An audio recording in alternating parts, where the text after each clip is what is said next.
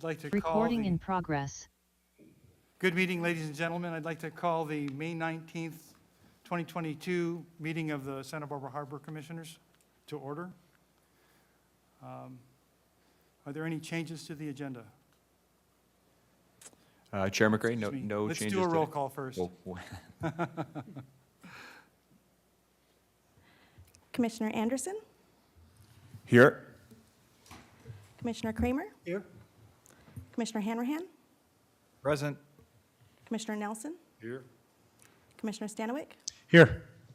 Commissioner Stedman, Here. Chair McRae. Here. Thank you.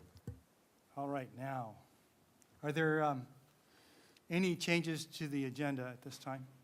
Chair McRae, still no changes. All right, very good. That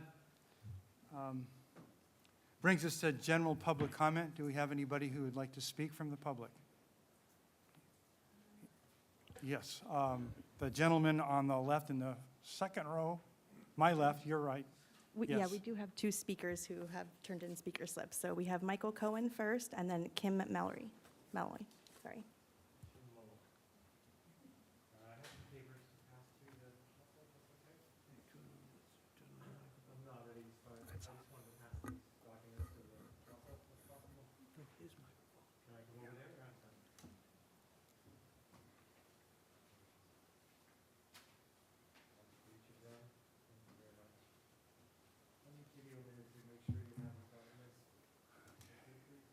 I realize that my time is very short.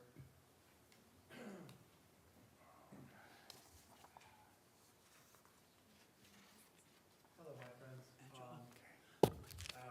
Honorable Harbor Commission, nice to see you all. I'm here before you today to appeal for your help and to talk about an issue that's happening pertaining to my business activities permit at the Santa Barbara Harbor. I have an authorization for kayak excursion. I'm facing a challenge from the Harbor Department right now for some ongoing disciplinary actions and letters pertaining to that permit. And I've written down some notes here for you to read at later if possible. I've also put this in the public comment.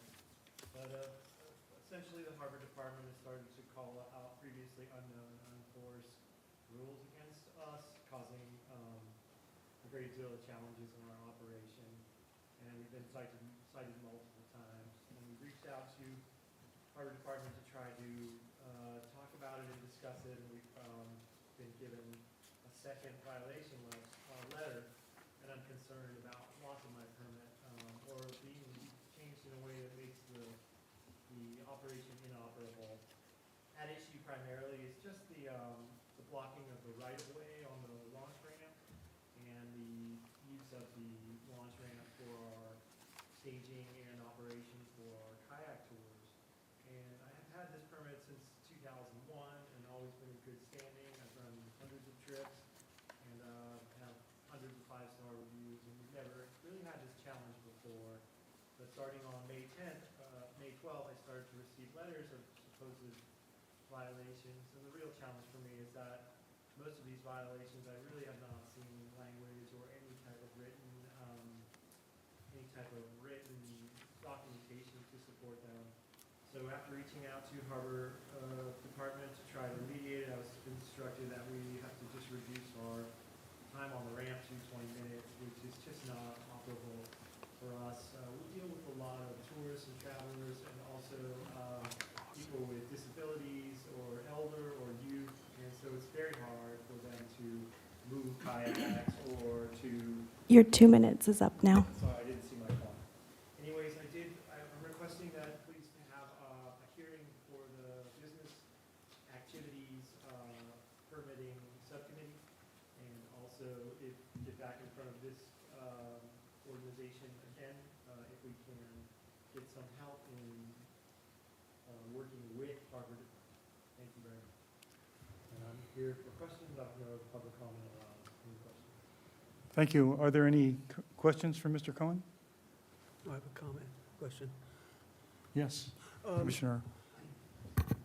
Mr. Cohen, Yes.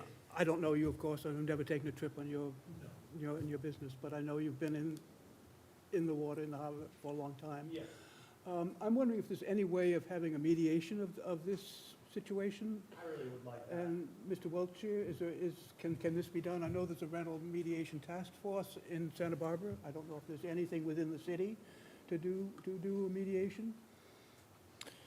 Yeah, Commissioner Kramer, I don't know if we're there yet. This is all kind of stirred up in the last couple of days. I myself have not met with Mr. Cohen. He has not approached us directly, and so this is all pretty recent. So before making any rash decisions, nothing's going to change dramatically within the next month. So I'd advise that waterfront staff can work with Mr. Cohen and see where we're going with this. So this is all just pretty new, so. Yeah, this did just start on May 12th, and I received another letter yesterday at the end of business on May 18th.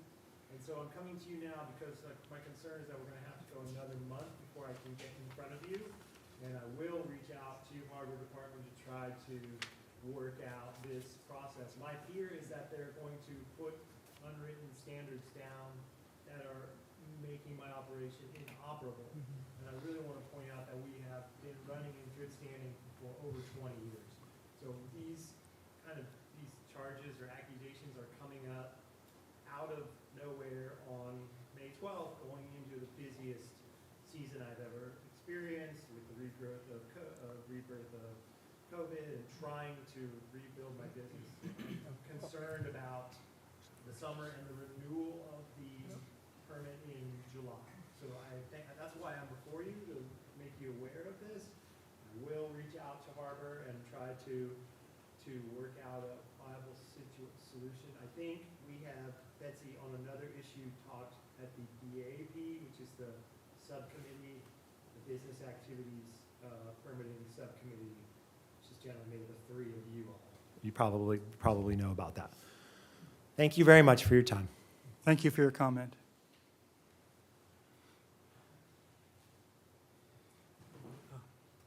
Angela? The next speaker is Kim Malloy.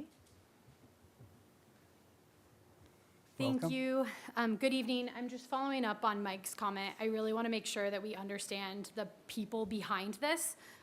It's been a really emotional 6 or 8 days in our office. Within the past 2 months, we've hired and trained just 9 new guides alone to work in the harbor this summer, and they really feel like their jobs are in jeopardy with what's gone on in 6 or 8 days. And that doesn't even include former hires who are already on a team who have been working in the harbor for years upon years, as well as 2 new hires on our reservations team. It's been stressful on our team. We've really felt like we have reached out to the harbor. And then the other side of it is our clients. We have people who have been with us for 10 plus years. They come every single year.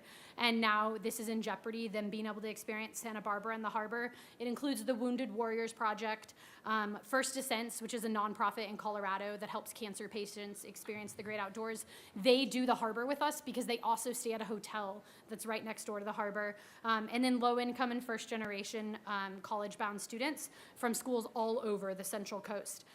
We partner with a ton of local businesses as well, and their ability to sell tours is also now in jeopardy. That includes Boojum and Ojai, Naturalist at Large in Ventura, and West Coast Connection in San Diego. They all support youth in the outdoors. Even this week, we had Procore out in the harbor with us doing team building. So it's even affecting local companies being able to come back from COVID, bring company culture back, and things like that. In 2020, our company was actually named on the USA Today 10 Best Kayak list. We were the only West Coast company to make that list, putting Santa Barbara and the American Riviera on the map as a premier kayaking destination. And it was really near and dear to our heart and meant a lot to us to get that award.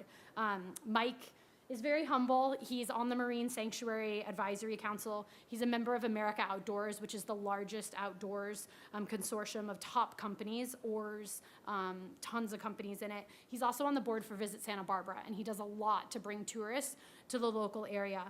He's dedicated his entire life to the success of this company and literally started it from... Your 2 minutes are up now. Okay, you guys have my public comments. I just really ask for you to really be thinking about the people behind this. Some of our staff moved from out of state to be here, and to be losing their jobs and be threatened against that is really causing personal stress. So we appreciate it. Thank you. Thank you for your comment.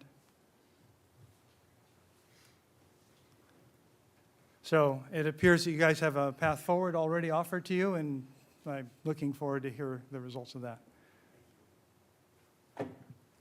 Do we have any other further public comment? There's nobody with their hand raised on Zoom, but I'd like to remind them if they want to make a public comment, they can indicate that throughout the meeting by raising their hand, and I'll call on them when it's their turn to speak. Thank you, Angela. So that concludes public comment. Now we have before us an item on the consent calendar, the approval of the minutes. And the recommendation is that we waive further reading and approve those minutes. I'd like to make a motion Yes, please do. to approve that recommendation. And do we have a second? Second. It's moved and seconded. I think this is going to be a wonderful moment. I think I'd like to call for a voice vote in this. All those in favor, please indicate by saying aye. Aye. Aye. Aye. Any opposed? Abstentions? And so the motion passes unanimously. Thank you. And so that brings us to the items on the department update. First up is the director's report. All right, Chair McRae and Harbor Commissioners, members of the public. My name is Mike Wiltshire, Waterfront Director. My portion will be fairly brief today. I just wanted to give a word to Harbor Commissioner and the public. We are doing this as a hybrid meeting again, so there is virtual participation as well as public, and so we'll stop between each item and try and take virtual public comment if it's there as well. Kudos to Angela Rodriguez for handling that. Next slide, right? My main item today, I just wanted to call a little bit of attention to Stearns Wharf 150th anniversary, just a little bit of update and really provide a little more publicity for such an iconic piece of infrastructure in Santa Barbara.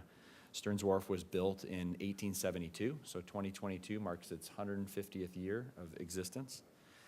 It really is one of Santa Barbara's most visited and iconic landmarks. It is managed by the City of Santa Barbara Waterfront Department, so this is kind of within our purview to keep it the way it is and going into the future. The picture shown right there shows the wharf back in the 1890s, and something really neat about it is on the east side of it, you can see them building the railway spur. There's still kind of remnants of that with the Y of Stearns Wharf where the Sea Center is. So that railway spur used to go right to the beach off to the wharf. Next slide. So a couple things that we're doing in celebration of 150th anniversary.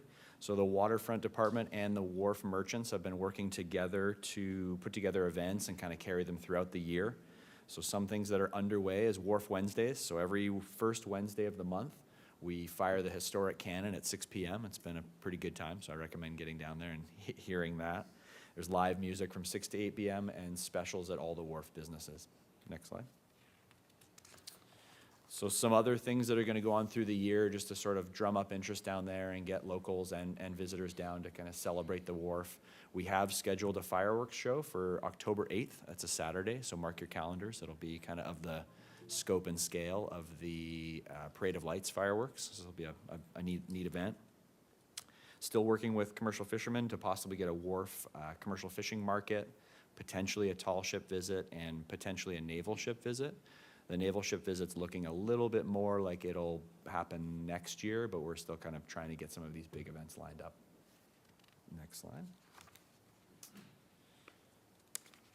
And that was all I had on Stearns Wharf, but as per usual, here's a tentative list of a few of the things that we have ahead of us. Some of the items that we'll be handling at future Harbor Commission meetings, so Clean Marina program. Waterfront Department really prides itself on all the work that goes into the Clean Marina program and that certification, and so Mr. Engbritson will be giving an update of that at a future meeting. I left insurance requirements for vessels on here. I know we're speaking about it today. The intent today was for it to just be a chance to openly talk about it, hear some public opinion. I don't envision any major actions. This is a big item that needs to be well thought out, and so I'm assuming it will have some future discussion as well. I know you've been interested on an attorney discussion on conflicts of interest and ethics in general, and so we'll be planning that for a future meeting. And continued discussion with commercial fishing. Again, this isn't an exhaustive list, just a couple reminder points of things that we've got on our plate going forward. With that, unless there's any questions for me, I'm going to turn it over to Mr. Brian Bossy.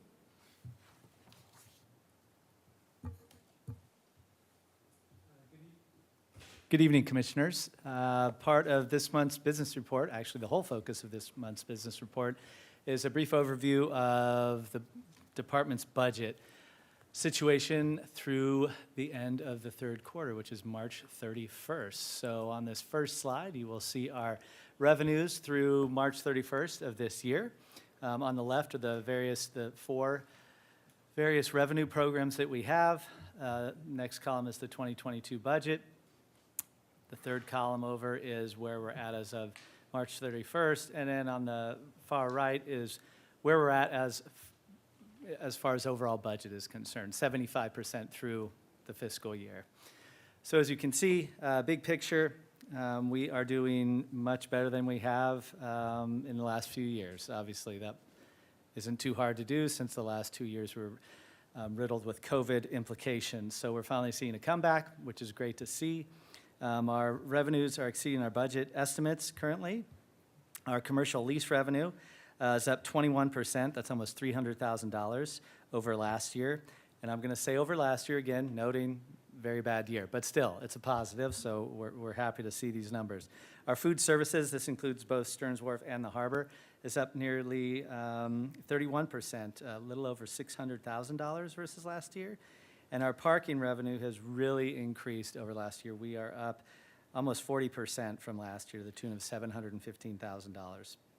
So we are looking like we will hit our budgeted revenue targets for this fiscal year. Our marina management program is doing well too. It's up about 4%. And part of that is our slip transfers. We have had through the 31st of March, 75 transfers totaling just under $1.2 million. So the flip side of that coin are expenditures. So on the left are the descriptions of the various expenditure categories, salaries, benefits, et cetera. Big picture, we are at just over 71% of the budget. Again, 75% of the way through the fiscal year, so that we are below. Good thing. And a lot of this is due to continual general savings in things like our supplies and services, salaries and benefits. We've saved some money. We've had a number of positions open, but you'll see in my next presentation that we're starting to fill those. Another good sign. Things are getting back to normal. Other things are special project expenditures were budgeted significantly lower in previous years. So we're doing quite well there. We're about halfway through. That includes things like July 4th, Parade of Lights, and obviously we've had scaled down versions of those this fiscal year back in July, but we are prepared to go full force this July 4th and back to normal. So big picture, we're coming in pretty well on revenues, and we're saving some money on expenditures, and that is it. So I would be happy to answer any budget-related questions if you have any. Are there any questions from commissioners? It looks like we have no questions. So do we have Brian this evening, or the other Brian? I am going to, Commissioner Chair McCray, you get the other Brian, for better or for worse. So I am gonna, Mr. Adair is unavailable today. He's down at a CMAIT conference representing the city, so that's an important function. And there was just no chance he could get back up here in time. So I am happy to provide his report. So here we go with facilities management. So first up, an update on our federal dredging.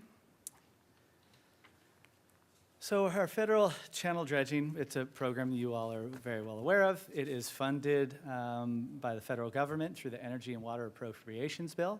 It is managed by the U.S. Army Corps of Engineers. And through a 3-year contract that has 6 cycles, so we do this twice a year, in the fall and then again in the spring. Pacific Dredge was awarded the contract 3 years ago, and they are in the final cycle of that, so the 6th cycle. They have the Sandpiper Dredge, which is 100% electric. That makes it more efficient. It's a much more clean type of dredge as opposed to the diesel, and it's much more quiet, which is a good thing because they were dredging from April 12th to the 22nd, and they do that 24/7. So generally, our target, as far as cubic yards, every cycle is 120,000 cubic yards. This particular cycle, they removed 164,000 cubic yards, and that was all, as you know, discharged. It's pushed through pipes down to East Beach and emptied out over there. Here is a look at what the federal channel, what the channel looked like as of April 12th. So the greens, the yellows, that's shallow. Red, that's not good at all. That's very shallow. So this is before the dredge came through. As you can see, after the dredge came through, much clearer. Again, lot of sand and debris removed as part of this cycle. So they finished up, and they are packing up their things and moving out. There will be a new bid put out by the Army Corps of Engineers, and we'll go through this process again over the summer and into the fall. Next up, as I mentioned in my business services report, we saved some money on open positions over the last couple of years. We are now moving to fill those positions as things are making their way back to normal. So over the past month or two, we have filled 2 waterfront maintenance worker positions, and we also filled a facilities aid worker. So first up is David Honeycutt. He is new to us. He's a maintenance worker 1. David is from Oxnard. He has 13 years of construction and construction-related experience. And when he is not working very hard for the city of Santa Barbara, he enjoys boating and fishing. So he's our first maintenance worker we're going to talk about. Next is Natalie Baumgartner. She has a certificate in marine diving technology from Santa Barbara City College. She has worked with us for about 9 months as a waterfront facilities aid worker. And when she's not working for us, she enjoys backpacking, surfing, and swimming. And our third hire is Wyatt Garris. He was hired as an hourly facilities aid. He'll be assigned to Stearns Wharf, a very important job, and he will be working out there 2 days per week. His educational background is in computer networking, and he has a considerable amount of experience in the service industry. He's going to be on the front lines, as you can imagine, on Stearns Wharf, and we are happy that all 3 of these folks have joined our ranks. And if you see them around, please stop, introduce yourselves. I'm sure they'd love to talk to you. And that is a facilities report by substitute Brian. Yes, we have a question from the commission. Yes, I have a question, Director Wiltshire. I noticed, because I'm on the seawall often, that there's a buildup of sand on the interior seawall. Are we going to be dredging that soon? Yeah, Commissioner Stebbin, that's a great question. So the federal channel dredging, the part that's funded by the federal government and the Army Corps, that is prescribed solely to the federal channel. Right. So they cannot complete any of that dredging for us, but we do periodically have to do some ancillary dredging on our own, and so we budget for that. Right now, we're just wrapping up our 10-year sediment management permit, which is a permit that allows us to do that. So I'm guessing within the next year or 2, we will identify some of those alternate areas on the inside of Marina 1, between the breakwater and Marina 1, and over by Stearns Wharf, kind of underneath Harbor Restaurant. It's starting to get really, really shallow there. So those are 2 kind of critical areas that probably within the next year or 2, we're going to have to dredge ourselves. Wow, thank you. All right, so now we're, oh, go ahead, Yeah, Commissioner Kramer. Thanks. Who makes the decision as to where the stuff is discharged? This year it was considerably further west, I noticed, and it was a really good location. Yeah, Commissioner Kramer, the Army Corps of Engineers has a permit that dictates where they can pull that sand from and where they can discharge it to. They kind of have a range within that. So really that project is managed by Army Corps, and we kind of are involved a little bit, but they ultimately decide where within that range they want to discharge that sediment. Usually it's much further down the beach, and so therefore it gets lost to Santa Barbara City more quickly. Yeah, sometimes it's convenience and sometimes it's where their infrastructure is, and so they kind of determine where they're going to discharge. Great, thank you. All right, I see no further questions from the commissioners. And so that brings us to the Harbor Operations Report.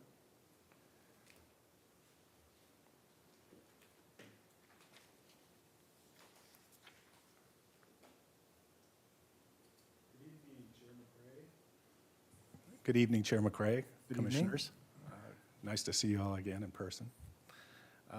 My name's Eric Ingebretson. I'm the Harbor Operations Manager, and with that, we'll get started with a real quick Harbor Operations report.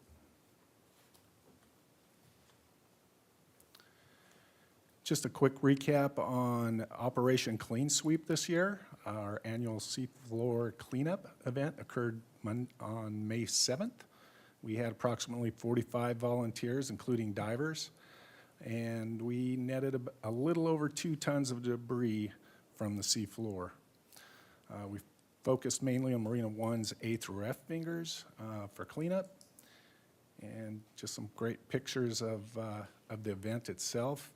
And I believe Commissioner Kramer is on the far right in that photo.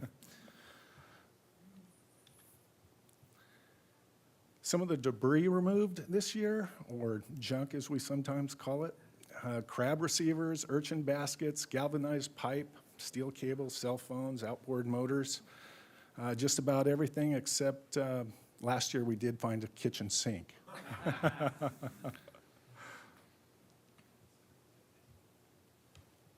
Fisherman listserv. For a number of years, the Waterfront Department has maintained a fisherman's listserv, and it serves as notification tool to keep the commercial fisherman fleet informed.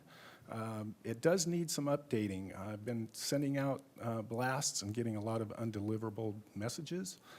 So if you'd like to join the fisherman listserv, and please do, and if you're currently on it, please shout out to me here at eingebretson@santabarbaraca.gov, and I'll get you updated.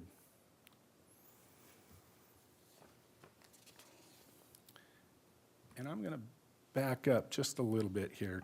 I just wanted to mention on this event, as always, it's a great turnout for our volunteers, and I want to give special thanks to our channel keeper, NOAA, Power Squadron, the Sailing Squadron, Salty Dog Dive Service. They provided 10 divers on this particular event. And of course, Commissioners Stedman, Kramer, and Hanrahan, who volunteered their time as well. And then just a special thanks for all that helped make this Clean Marina event a huge success. Up to the harbor blotter for Harbor Patrol on April 22nd, officers responded to East Beach on a report of a grounded vessel. They located a 45-foot Chris craft by the name of Big Sam on the beach. This vessel started to break up, became an environmental and public safety issue, so the department stepped in and we removed that boat from the beach within 24 hours of its grounding. Big special thanks to Marburg Industries for their quick response. Pretty nice to have them on speed dial for a Sunday to come and clean that up. On May 8th, Harbor Patrol responded to another grounded vessel. This was on East Beach, sailing vessel Sanctuary. The owner on this boat took responsibility for his property, contracted with Vessel Assist out of Ventura, and his vessel was successfully pulled from the beach on the same day. That concludes my report, and I'd be happy to answer any questions. Commissioner Stedman. Yes, I have a quick question, or comment first and then a question. I wanted to give kudos to Chris Bell for that event. He was quite active, taking a lot of pictures and employing all of his media. He had quite an apparatus. So, and is it possible for him to share those pictures? I know in years past, those have been shared. Chair McRae, Commissioner Stedman, yeah, Chris would post those pictures online and we can get them to you as well. Perfect. Thank you very much. Thank you. Commissioner Stanowicz. Yes, I have a question regarding the boat that ran aground. In the report, it says the owner did not take responsibility for the vessel. Is there a specific reason why someone just would not decide not to? And would the California Save grant then come in to basically pay for this and the cleanup? Chair McRae, Commissioner Stanowicz, yeah, great question. Yeah, that vessel washing up on the beach, the owner walks away from the boat Harbor Patrol tries to locate, and then if we can, we do go through the enforcement efforts of abandoning a watercraft on public property. That's a Harbors and Navigation Code. This individual still has not made any contact in regards to cleanup of this vessel, and currently working on paperwork with the state of California for cleanup on that through our Save grant. Great, thank you. I see no more questions from the commission. So that concludes the department update and brings us to discussion. No discussion? All right, very good. So we have new business ahead of us next, and Joe Flo is here with us, with Mrs. Mary Nishimoto.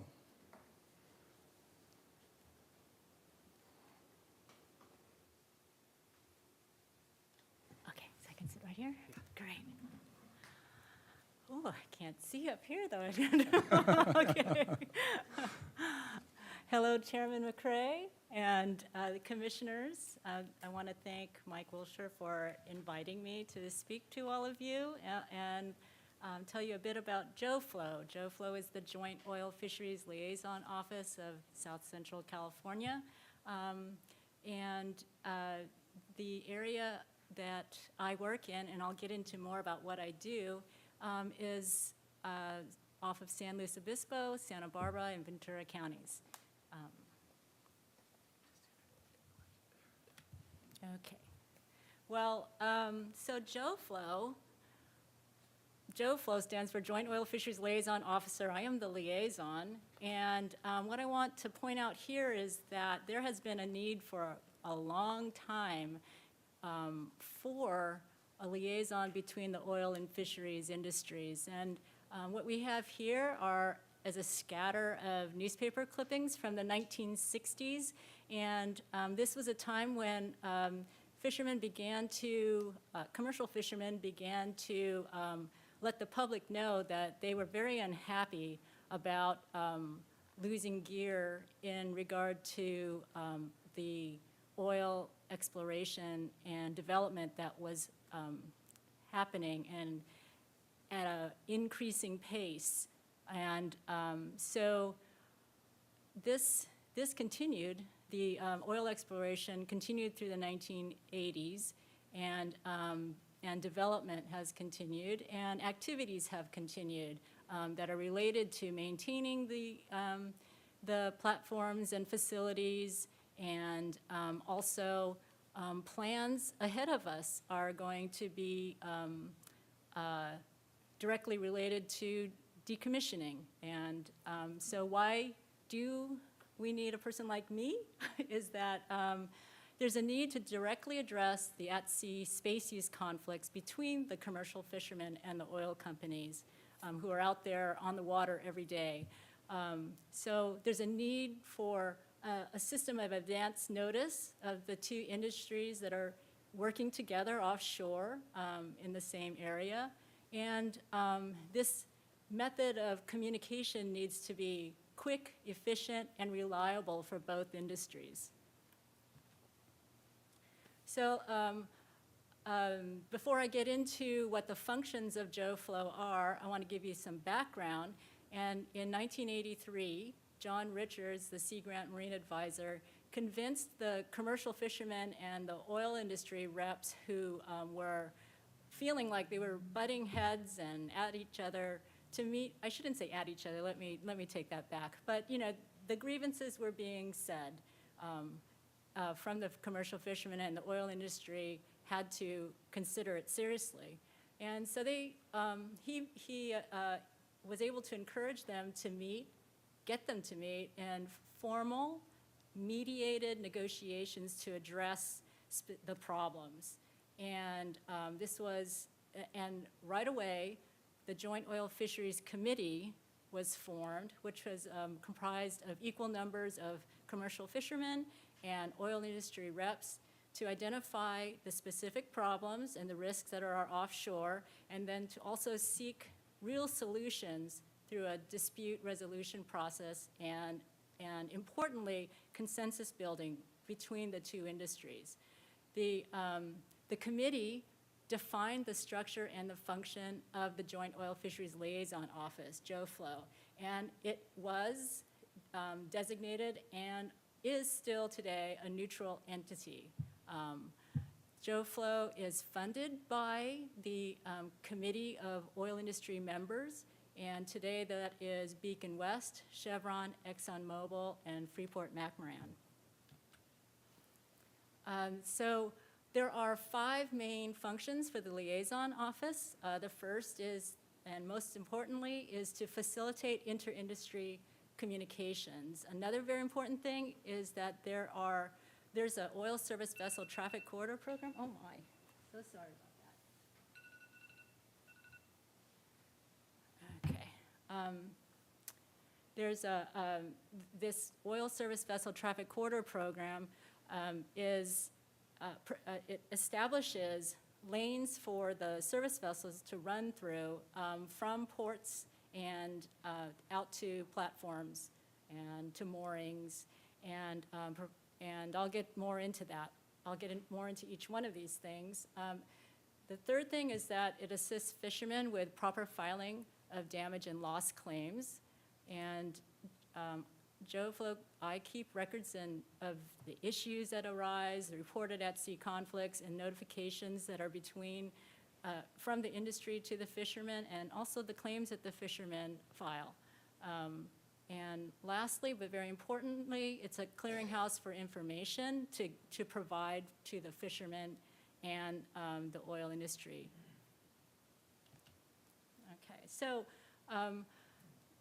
to facilitate communications, my 2 primary ways are through a notice to fishermen and news for fishermen and oil companies.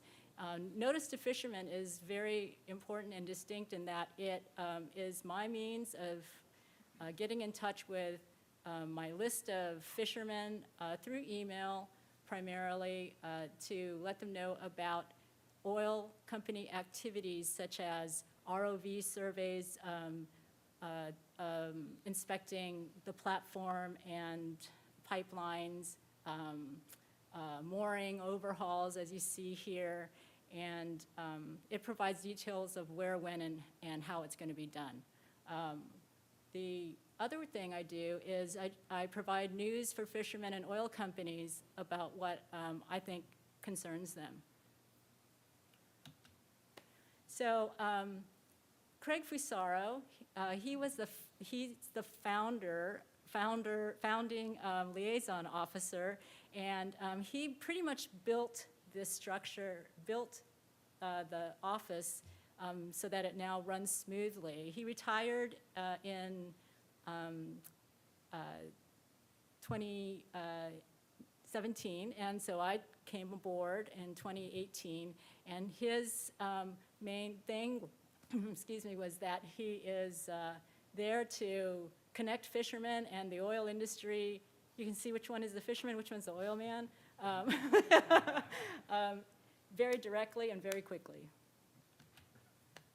Okay, so as I said, the great thing about JOFLO is that you call me anytime or text me or email me, and I will get the fishermen and the industries working together to resolve problems. Right here, what we have here is 2 of the oil service vessels at the fuel dock, and I was notified by a fisherman that this was causing a problem and that there wasn't enough space for the commercial fishing boats to get around and have access to load ice.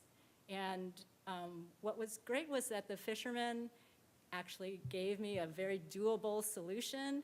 I went to the oil companies, gave them a call, and immediately they were upon it. They took the fishermen's advice. They had a meeting with the service vessel operator, and I think things are resolved now. So the service vessels are saying they won't They're going to work on using the ocean side of the fuel dock rather than the mountain side, and so that will allow the commercial fishing boats to get their ice when they need it. So let's hope that that's working well. I always tell fishermen and the oil companies too to let me know. I'm not out there on the water, so communication to me is very important. As I mentioned, there's this Oil Service Vessel Traffic Corridor Program. I call it the VTCP. And this is really important because it sets up these corridors. It's a cooperative, voluntary effort that was established through negotiations between the fishermen and the oil companies to minimize the risk of interference offshore.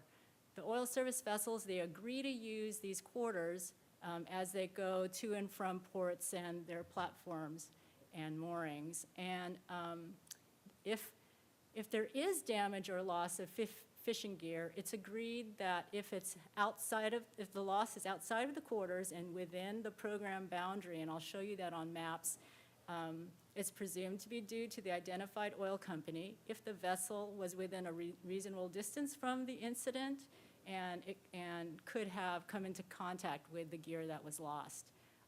When we're talking about gear, it's usually pot gear, which is for lobster, crabs, and some fish, and also set gill nets.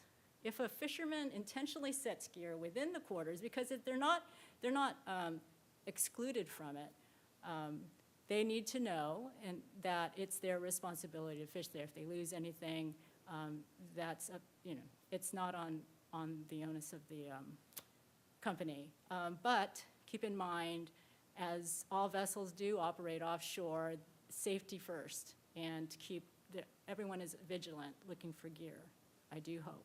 So success depends on the cooperation and goodwill of both industries.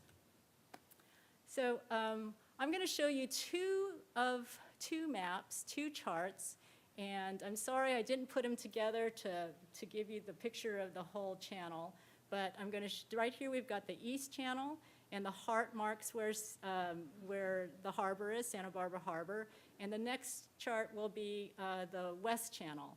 So you can see here, it says 30 fathom VTCP boundary. And if you follow that line, it forms a polygon with the coastline of where the area of the VTCP is. There's a lot of fishing that goes on in that area, and you'll get to see some fishing maps after this. But what I've got on this chart are, you can see the platforms. There are 10 platforms in the East Channel, and Habitat, Houchin, Hogan, Grace, and Gale, for your interests, are being decommissioned right now. And you can see the thin, the actual corridors coming off of Santa Barbara Harbor. There's two of them. And then to the east of that is Casitas Pier. That's a major landing for boats that are going to all these platforms. There's Ventura Harbor, where you'll see some lines coming from out of that.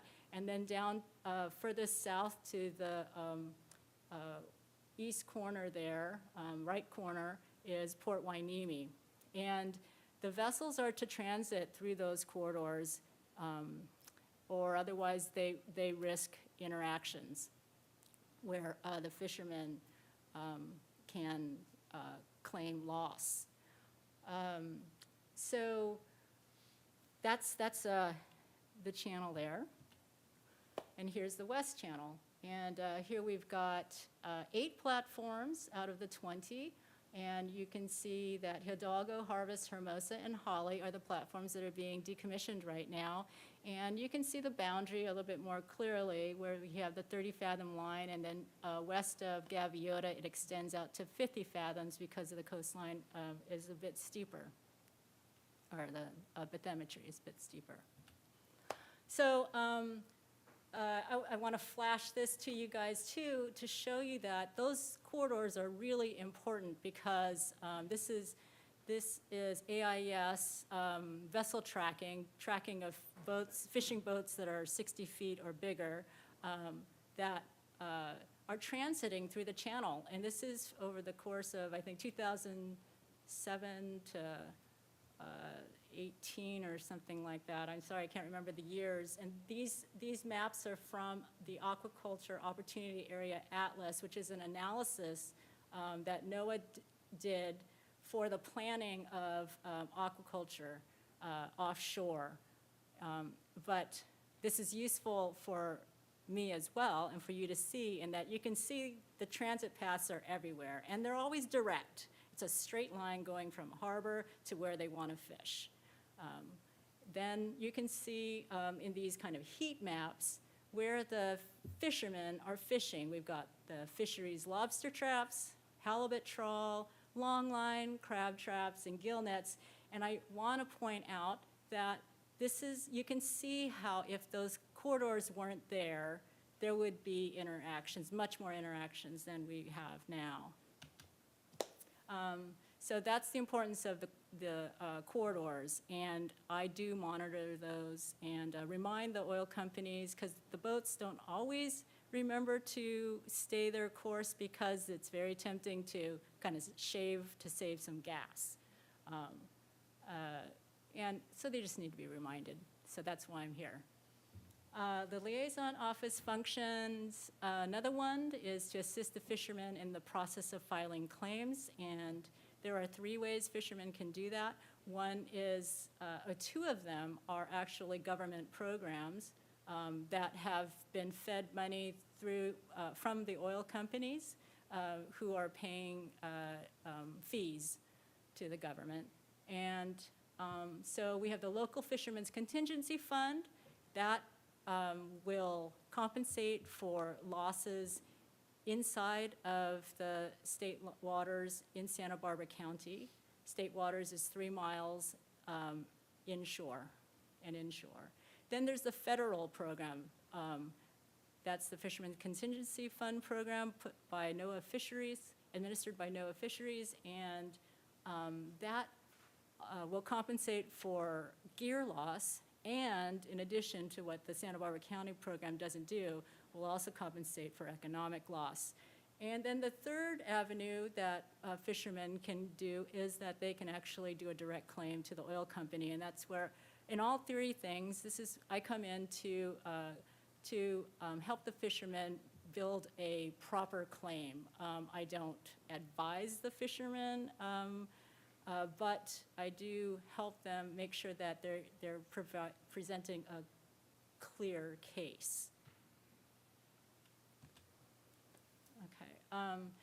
The other thing, 2 things, is that I record issues and claims and resolutions that, as I pointed out earlier.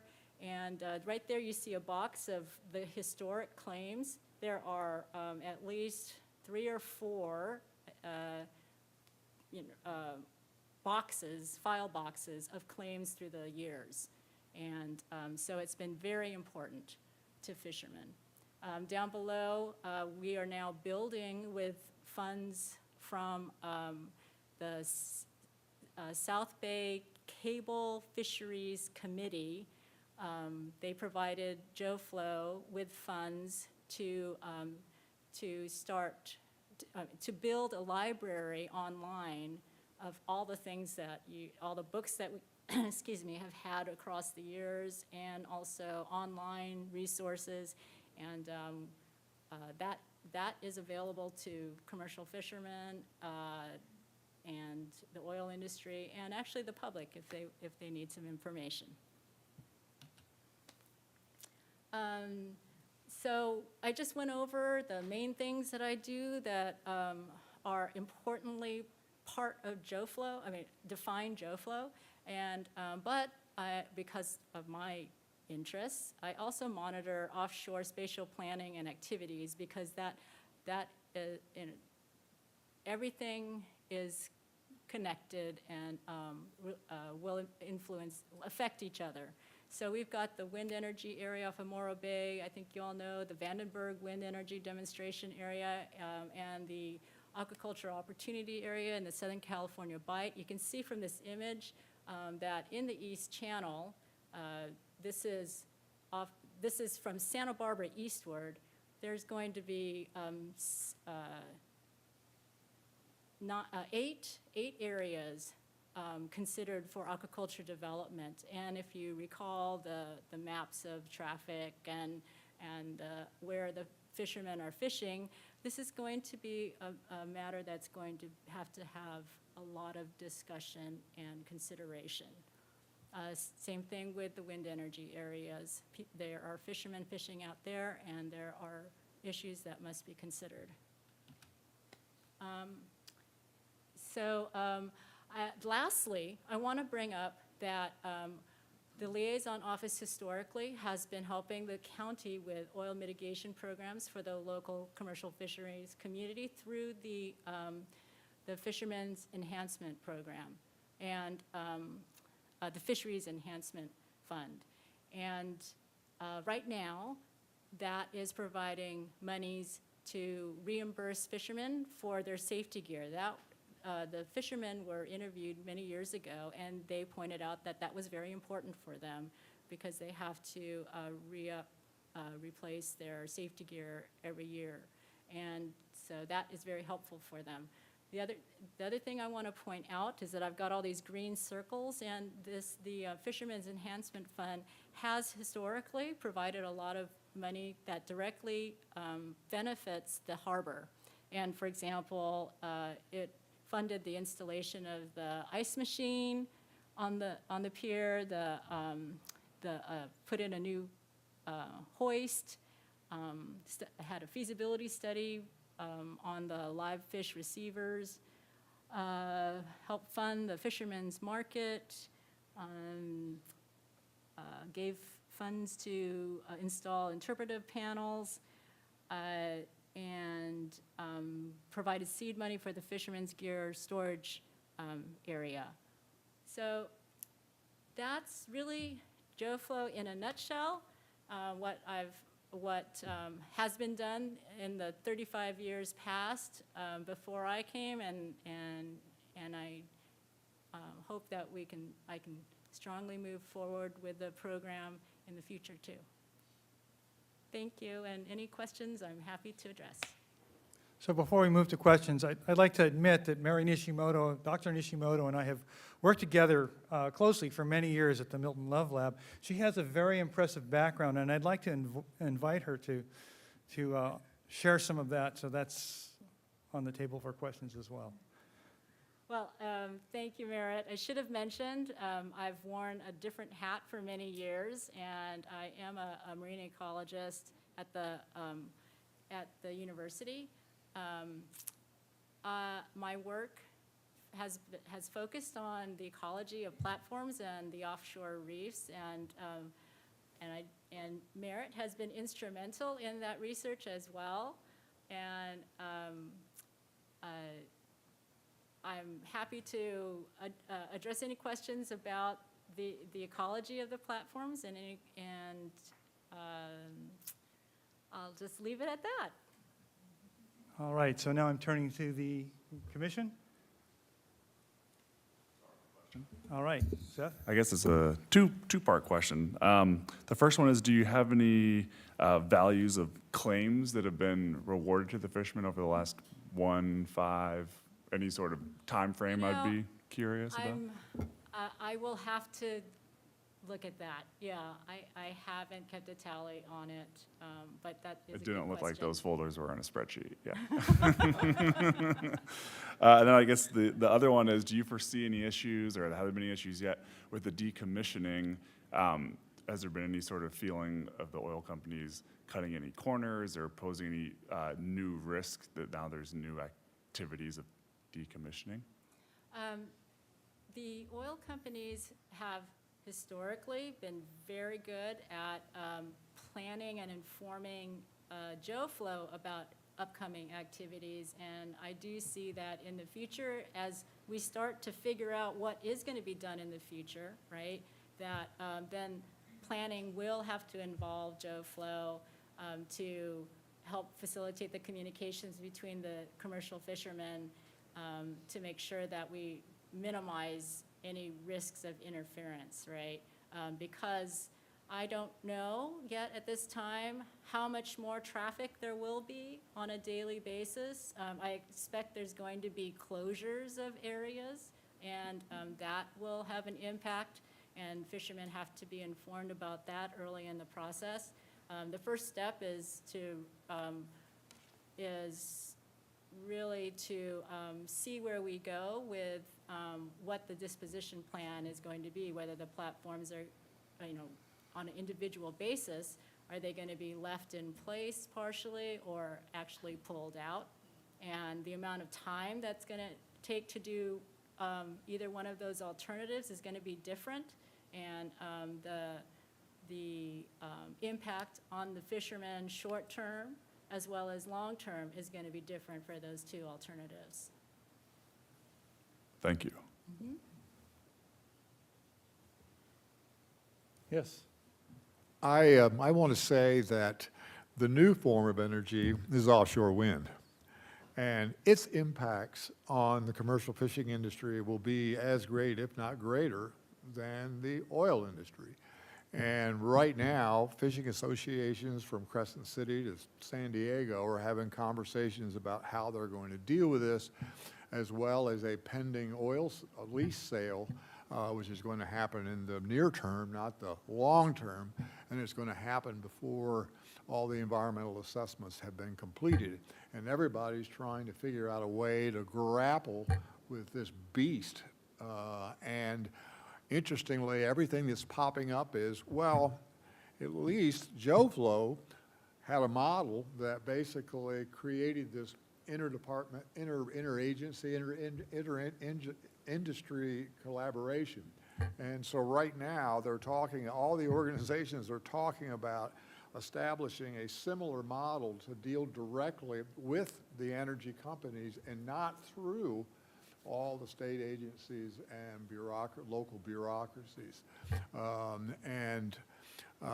Mary has participated in some of those conversations and is very helpful. But the interesting thing is everybody thinks that this was a success, that this has performed an incredibly important role.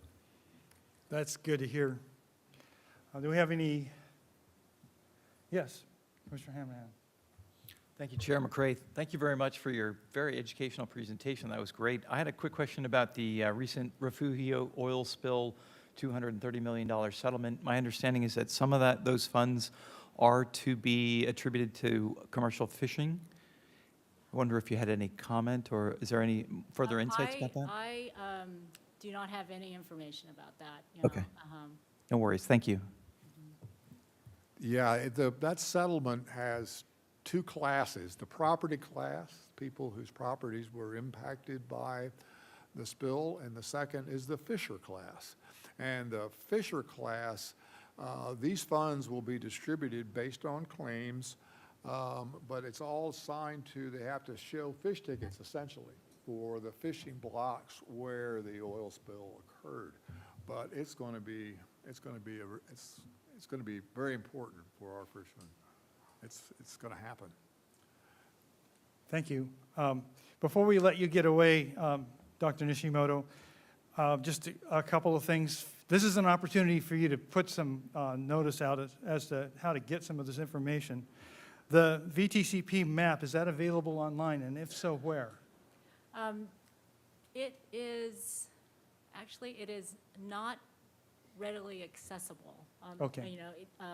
Anyone can contact me, and I'm happy to distribute it. I can send the commission copies of that. I have sent it to the harbor as well, and that's no problem. That's a good point, though. Maybe it should be publicly available easily.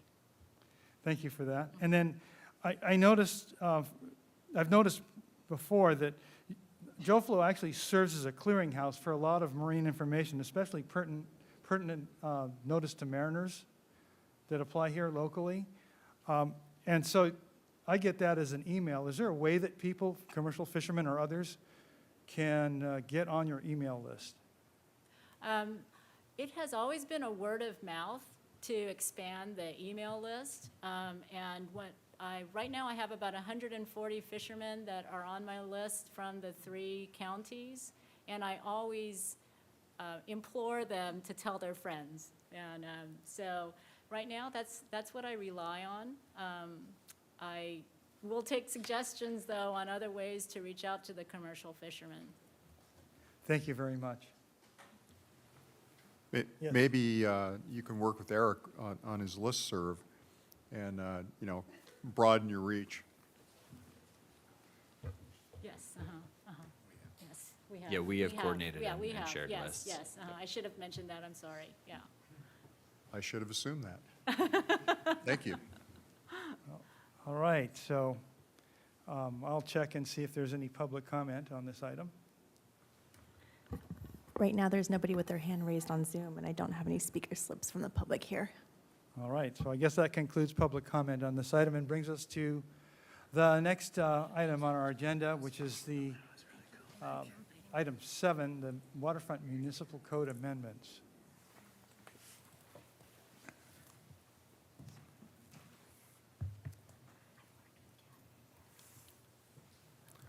Good evening again, Chair McCraig, Harbor Commissioners. With me tonight also is Assistant City Attorney Sarah Connect. Feel free as we go through these slides to stop and ask any questions you might have, and we'll get started. So the department has periodically reviewed Santa Barbara Municipal Code Title 17 to maintain proper legal framework for waterfront department policies and programs. This year, several definitions were added or edited, plus 5 amendments to current existing codes. 1712-050, vessels berthed, moored, anchored in the harbor district.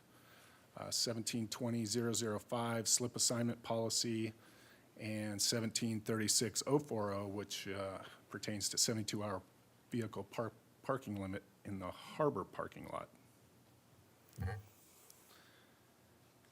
So discussion 1, or definitions, clarifies or adds several definitions to the lengths of vessels and beams of vessels. Length of vessel language defines an overall tip-to-tip measurement as opposed to a vessel's manufactured length. And these differ significantly. So our language removes any of the ambiguity to the overall length of a vessel. And pretty much the same with beam of a vessel. The language defines the widest area of the vessel as opposed to the vessel's manufactured width. And these 2 numbers started to deviate significantly, especially during slip transfers. So again, it does remove ambiguity to the overall width of the vessel. Muni Code 1712-050, vessels berthed, moored, or anchored in the harbor district.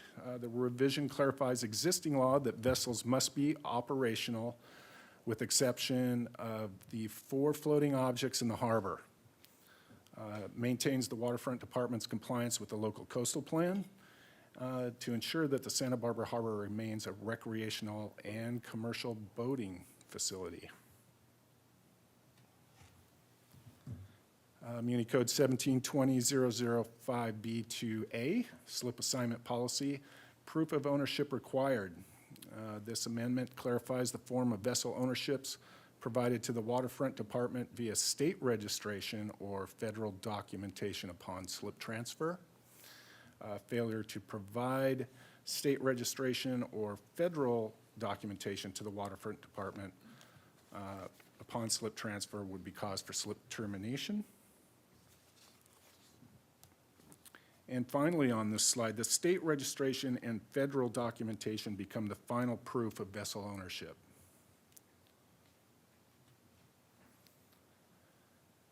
Municipal Code 1720-005B2B, permitted types of ownership. This clarifies whatever corporate ownership structure holds ownership of a vessel, documents must be submitted to the waterfront department to establish that all slip permittees' names within the corporate ownership have legal authority to bind the corporation to sign the slip permit. It pretty much clarifies all type of ownership entities may hold title.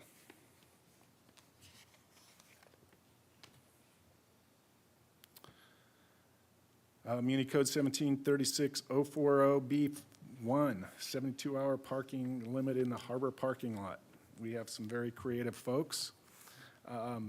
This proposed amendment would clarify that slip permittees with valid slip permittee parking permits are allowed to park no more than 30 consecutive days in the harbor parking lot. After 30 days, the permittee must exit the lot with their vehicle for no less than 96 hours, and failure to do so renders the permit invalid. What this does is it allows Harbor Patrol to enforce vehicle storage issues in the harbor main parking lot consistent with California Vehicle Code. After the 30 days, it pretty much reverts to the 72-hour rule.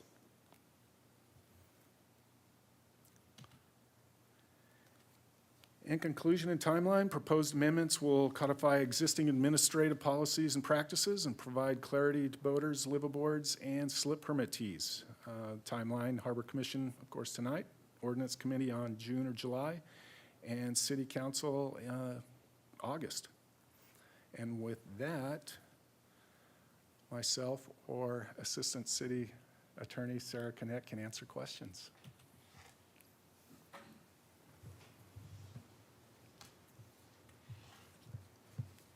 I am not seeing questions, but I do believe we have at least two. All right. Commissioner Stanwyck? Sure, yes. I just have a question regarding the floating objects. What are those necessarily, and are they privately owned? Are they owned by the city? Just wondering to get some clarity on that. Chair McCray, Commissioner Stanwyck. Yes, those are privately owned objects. They currently have a lease permit with the city. Most of them are used as liveaboard. They do not meet the guideline of a vessel. They are not operable. We identified those boats, and pretty much for this code, we wanted to stop that and make sure that our harbor remains recreational boating and commercial boating. All right, great. Thank you. Of course. Thank you for that question. Commissioner Stedman? Yes, I have a question on 17.36.040B, the 72-hour limit. How do you enforce that 96-hour turnaround time? Commissioner Stedman, Chair McCray, currently Harbor Patrol, they go through something similar to what local police enforcement does with chalking tires. And also, we do have our, it's slipping my mind, the SCADATA project that counts when the boats or when the vehicles come and go.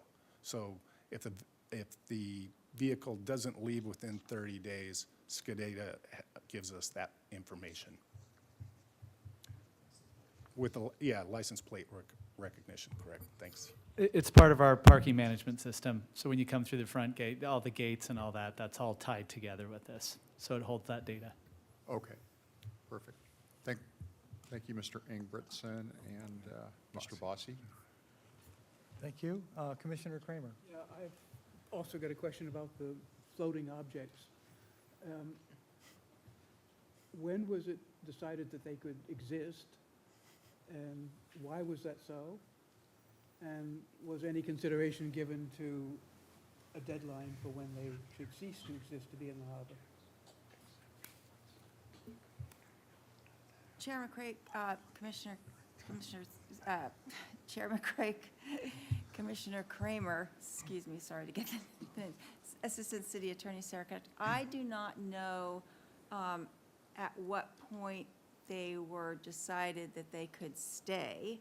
All I know that in 2015, the code was amended to recognize that there were 4 existing, At that time, they were called houseboats, and they were determined at that time to be called floating objects because we wanted to define them somehow. There were 4 existing at that time that we knew were not operable, and we wanted to recognize that all other vessels had to be operable, but these 4 were not operable, and we wanted to codify that they could remain in the harbor at that time at 2015, but at that point was the cutoff. So no more than those 4 were allowed to stay. Can they be inherited by somebody? Yes. So this can theoretically But go they on cannot, forever? they cannot change the length or the beam. But at this point in time, they can remain. All right, thank you. Just a quick follow-up. So those vessels can remain, can they be replaced by a similar-sized vessel by the same owner? No, they have to be existing. Thank you. All right, I see no further, oh, we do have one. Can I make an observation while we're on the subject of municipal code? I think we should take public comment first Okay, and then that's go fine. on with discussion. And this is an action item, so we will be having more discussion, I expect. There isn't anyone from Zoom with their hand raised, and I also don't have speaker slips for this item. Okay, very good. So that would conclude public comment. And so we'll take Commissioner, further questions and discussion. Yeah, I'm sorry. I have a question. So they can be inherited, right? You answered positively to that, Attorney Connect. Can they be slip transferred? At this time, the slip permit could be transferred. But not for a like vessel if that was the subject of the slip transfer? The vessel itself cannot be, it's not a vessel. That's Or the a point. floating object? Floating object cannot be changed. It has to be the existing floating object. I see. Okay, thank you. Chair McCray, Commissioner Stedman, and also just a follow-up. The property can be inherited. The slip is a public resource and cannot be inherited. Correct. I hope I was clear with that, that the floating object itself can be inherited. The slip permit cannot be inherited, right? Thank The you. right to stay within that particular slip can be inherited. Absolutely not. Oh, okay. The That's- slip that permit cannot basically be was- inherited. So if the owner of this The- particular any- floating object should die or whatever, what happens? Oh, if the owner of the floating object should die and he has in his will or his or her will or his trust or whatever has left that floating object to an heir, that heir can inherit the floating object, but not the slip permit. Okay. So, they may have to try and tow it somewhere else. They would lose the slip Make it permit. into an AUD or something. But out of the harbor, I mean, yeah, exactly. I mean, no slip permit in this harbor is inheritable. That's one of the main principles of these slip permits is they are not inheritable. Thank you. Commissioner Stedman. I was just going to say thank you for that clarification. All right, so this is an action item that's before us, and we have a recommendation that the Harbor Commission receive this report, which we have, and recommend adoption of the amendments, and I'm trusting those who are interested have looked at that language. Recommend for adoption those amendments to City Council. And I'm seeing no hands in this, and so I'll look for a motion. I move that we make this recommendation. Sorry, I move we make this recommendation that the city council adopt these amendments. I'll second that. So it's been moved and seconded, and you have the opportunity to speak your motion if you would like. Otherwise, we can go straight to a vote. So I'll do I'm going to risk a voice vote. I would suggest a roll call vote on this, please. Thank Okay. you. Very good. We'll do a roll call vote. Commissioner Kramer, Yes? Commissioner Hanrahan, Yes. Commissioner Nelson, Yes. Commissioner Stanwyck, Yes. Commissioner Stedman, Yes. Commissioner Anderson, Yes. Chair McCray. Yes. That's unanimous. Thank you. All right. We've got some work done. So that brings us to the next item on our agenda, item 8, and that's kind of a preliminary discussion of insurance requirements for vessels in Santa Barbara Harbor, and this is something that I believe one of our commissioners has brought forward for consideration. Do we have a presentation from staff? Yes, we do. Chair McCray, Harbor Commissioners, vessel insurance requirements.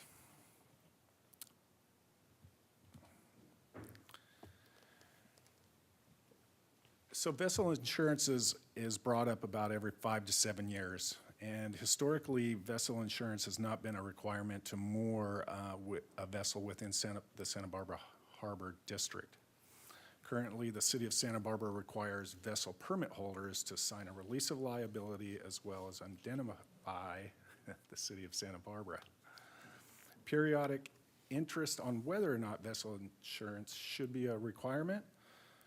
Reasons for mandating insurance, well, protects the city as well as the boat owners from unforeseen issues. As a public marina, the concerns for mandating insurance jeopardize whether some groups within the harbor permittees could retain a slip permit for their current vessel. Having a vessel is insured is fiscally responsible for its owner. However, again, requiring insurance as a condition of a slip assignment or mooring or anchoring in city waters is challenging because unlike a private marina, a public harbor has numerous socioeconomic factors to consider.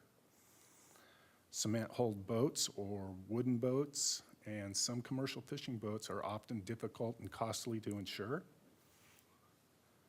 Majority of private marinas require a minimum of $300,000 liability insurance and being named as an additional insured. Liability insurance alone is difficult to purchase. Holding whole insurance can drive up costs considerably. And then we also looked at administrative burden. Staff time required for tracking insurance certificates for nearly 2,000 vessels would need to be planned for. And when I say 2,000 vessels, that includes West Beach, catamarans, all the vessels in the harbor, not just our 1,143 slips. Potential to lose a safe harbor designation if boats requesting safe refuge are not insured. Insurance requirements, concerns, experience. Many underwriters look at experience of a boat whose vessels they are insuring, and additionally, many slip permittees have a family member on a slip permit that are not mariners and who may not qualify for insurance. And then cost to boaters. Mandating vessel insurance would add cost to the boater of about 3% of the vessel's fair market value.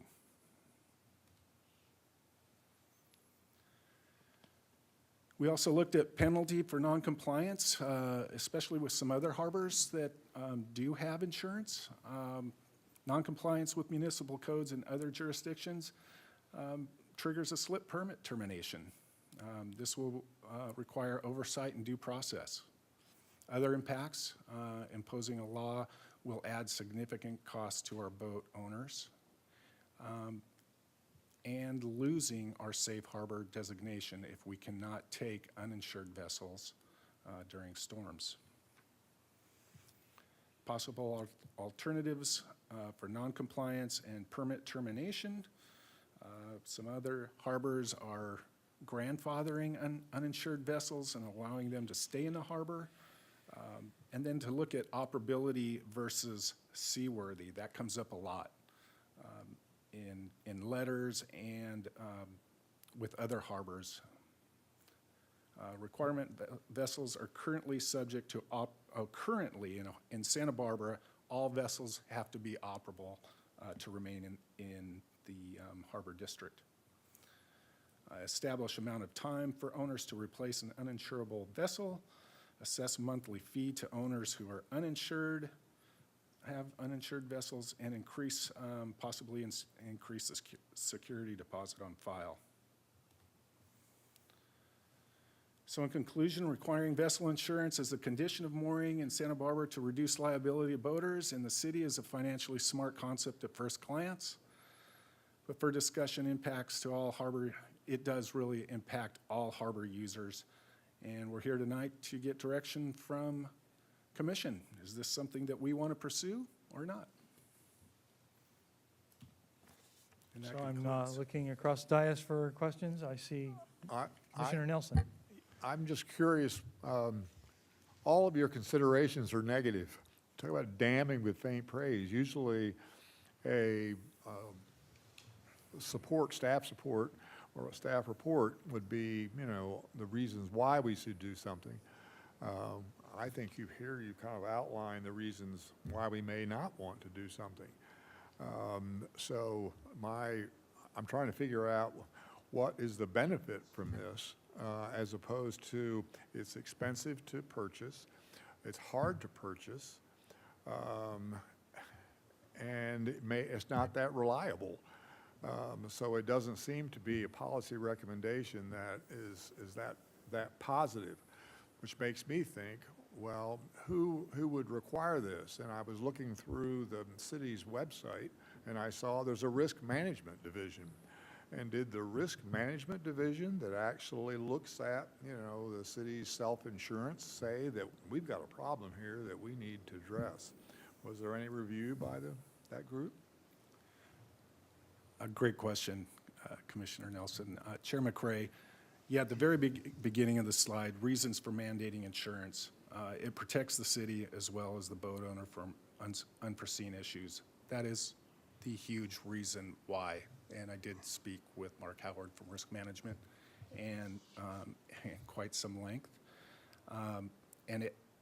We can dive into more reasons, but that is the number one reason right there. Very good. Commissioner Hanrahan. Thank you, Chair McRae. Looking for legal direction as a slip and vessel owner in the harbor. Should I recuse myself from this discussion?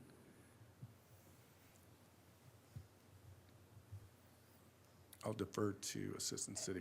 Through the chair, I have not looked into this, so I cannot give you advice on that at this time. We've not been tasked with this issue at this time, so I would not be able to advise on that. That's an interesting question, though. Thoughts from the Yeah. commission? Any thoughts whether vessel owner, slip owner should be? Yes, yeah, I'd just like to make a comment, and thank you to the Waterfront for putting together this presentation. I appreciate you guys putting the time and effort into looking into this. And just the survey that was at the end of the presentation that was attached, I was surprised that Santa Barbara was, one of 4 that didn't require the insurance compared to the other marinas in California. But I do believe that, it would be unfair to just say and enforce the non-insurance requirement to the people that are living in the harbor as well as people that currently have boats there, and just say non-compliance, you're gone, or try to enforce something. And it does take a lot of time and human resources to go through all the boats here. But I do think the main problem that I've seen just in the harbor is sometimes these boats that are unseaworthy and mostly the visiting boats, the visiting unseaworthy boats. And I think that, they're just defining seaworthy is a difficult task for the waterfront. So one of the solutions is that, why not let the insurance company define unseaworthiness or unoperability? Because for the most part, an insurance company will not insure a boat that's unseaworthy. And so this will help the waterfront to some extent in determining which boat is operable and which boat is unseaworthy, opposed to just trying to discriminate against older boats or ugly boats. So I think that is something that we could look into. But I know for myself as a boat owner, having insurance and showing it when I visit other marinas is quite an easy process as a visitor. I mean, I've taken my vessel to Ventura, and when I go in and I pay the visitor fee, I simply just show proof of insurance. And it's a pretty easy process to do. And I think something like that would be pretty easy to implement, or at least just take a look at, or to get the ball rolling to some extent instead of just going through with some major implementation of insurance for everybody. So yeah, just looking at it from that perspective, as well as one of the things that we saw earlier with the boat that ran aground. The boat that ran aground on the beach and caused a lot of damage. If something like this happens in the harbor, and I've seen boats that have sunk in the slip with a full tank of diesel, and it's a huge hazard to the harbor. And so just looking at it from that perspective, I think is important. But I would recommend looking at this further and maybe some more thorough analysis, but also just kind of curious as to what some of the other harbor commissioners think about this as well. Thank you. Commissioner Stedman. Yes, I have a question about how deeply you looked at the safe harbor concept if insurance became mandatory. I mean, would that something that would have to go away completely? I mean, are those your findings based on the interviews that you conducted and the information that you gathered, or can there be some exemption? Chair McCray, Commissioner Stedman, yeah, when I looked into this, if we start making exceptions to certain rules, we lose that fair playing field for everyone. So if we're going to make a stance and require insurance, a visiting boat trying to come into the harbor without it, we would have to deny it them. Yeah, that's how it appears to me, what other harbors are looking at doing the same. And also just a quick answer to Commissioner Stanwyck on the vessels that have sunk. All but one that have sunk within the last 2 years have had insurance. Only one of them didn't. And according to risk management, their survey was that we had about 2/3 of our harbor are insured.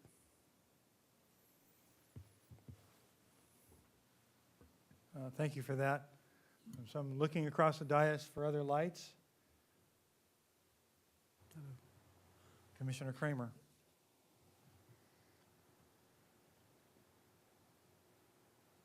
Yes. Have there been any problems with non-insured boats besides the one that sunk in the slip? I mean, if it's not broke, why fix it, is my theory of things. That's a great question. Commissioner McCray, or Chair McCray, Commissioner Kramer, a lot of the issues that we have are with the vessels east of Stearns Wharf. A lot of those folks just don't have insurance, and those vessels oftentimes wash up on the beach. We do have our grant, our SAVE grant in place that addresses a lot of those boats. However, yeah, it's a challenge. Mandating insurance to those folks will certainly push them out into county waters where we won't have jurisdiction, and then make it even more difficult when those boats break free and wash up on some of the county beaches, which are much more difficult to respond to. And I'd just like to add in, Commissioner Kramer, it's kind of a reality that we tend to be moving towards a society that is a little bit more litigious, and so liability is a funny thing. I agree with you, if it's not broke, don't fix it. But this is one of those things where there's a high risk of if something did break. There have been neighboring marinas where boats have caught on fire. They've caused damage to other boats and other pieces of dock and equipment. And so there is this balance of insulating us against something like that proactively as opposed to waiting. So that would be one argument on the other side.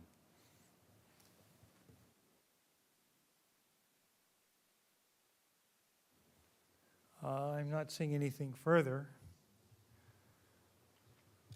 Oh, yes. I mean, this obviously is something of interest to me. And, I think I think we owe it to the slip holders who pay the monthly fees and who are trying to protect their vessels here in the Sand Harbor Harbor, as well as the waterfront who, deals with possible negligence for owners who don't have the vessel insurance. And also really just to the environment for the most part. I mean, there's a lot of concern that I've seen with the environment, and when you have a vessel that's a floating derelict coming in during a storm with, with things hanging off of it and everything, and it's a peril and a hazard to the marina and the environment for that matter. And I just think it's something that possibly we should look further into, and really. So I would make a motion today just to have the staff maybe look a little bit further into this and just see a possibility of how to implement insurance requirements for visiting recreational boaters, just to explore the possibility of a first step.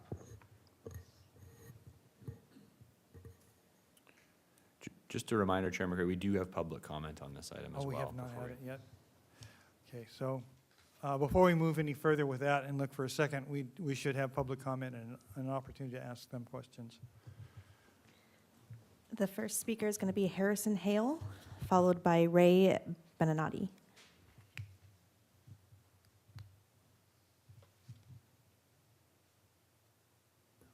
Chair McCray, Commissioners, I'm Harrison Hale, and oh, okay, all right. So I live in the harbor, and I love it. I bought my boat about 1.5 years ago. I moved aboard about a year ago, and I'm really enjoying it. I'd like to stay.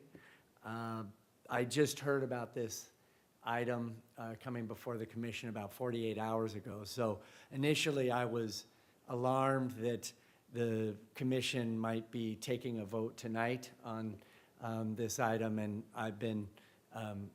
I'm relieved and reassured from the director's report, and also it's clear that this is just the start of a discussion about this item. But I will say that I've had I'm, I think, a responsible boat owner, although I'm relatively new to the game. I have taken I've taken my California Boaters course. I've got my California Boaters license. I received instruction from some licensed captains on how to operate my vessel safely. And my boat is in very good shape, but it's 44 years old. And my experience has been that a lot of the insurance companies that I've gone to will not insure a boat that's 40 years or older. So right now, I've been looking for insurance for the past year. I've gone to 7 different companies or brokers, and I've been denied for a variety of reasons. And most of the big companies like State Farm, Geico, they won't insure a boat that's as old as my vessel. I've got a marine survey and a mechanical survey that shows it's in very good shape, but that doesn't matter to these, most of these insurance companies. So anyway, I'm glad to hear.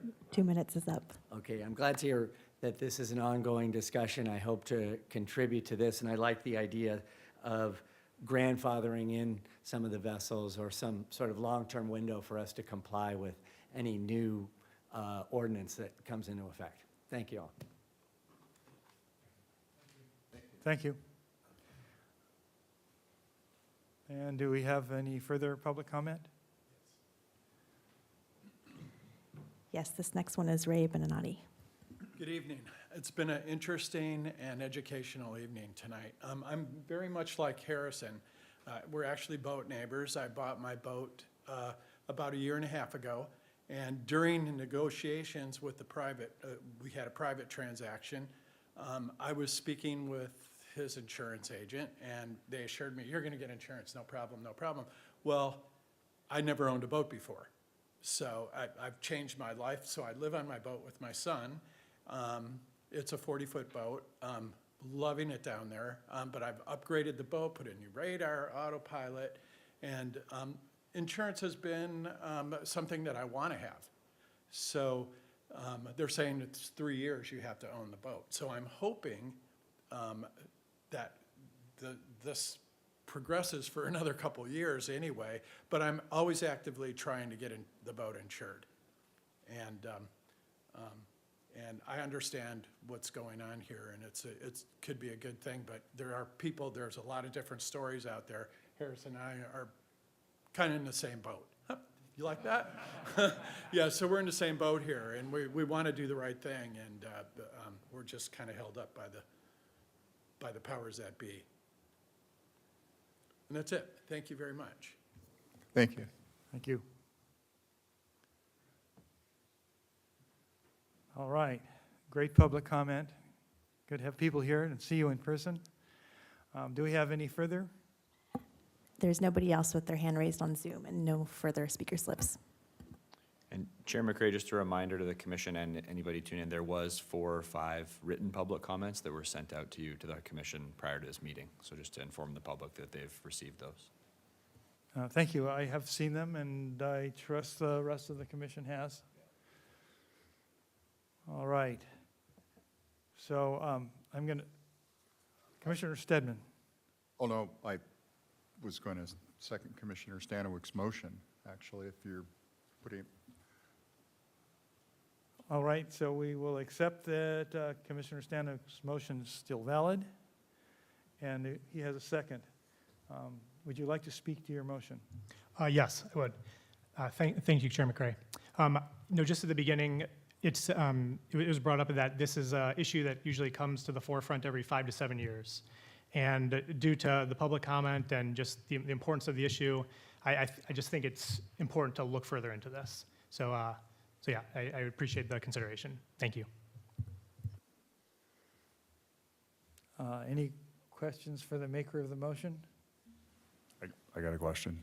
Yes. What would be the next steps to look further into it, and how do we continue to discuss this, I guess, is my question, because I agree, it does seem like a topic very well worth discussion, considering the risk to the city and how it affects a number of people. I'm just not particularly educated on the matter, so I would curious to have, the presentation was very helpful, but I'm still trying to grapple at what is like the worst case scenario of not insuring boats. Is it the whole harbor?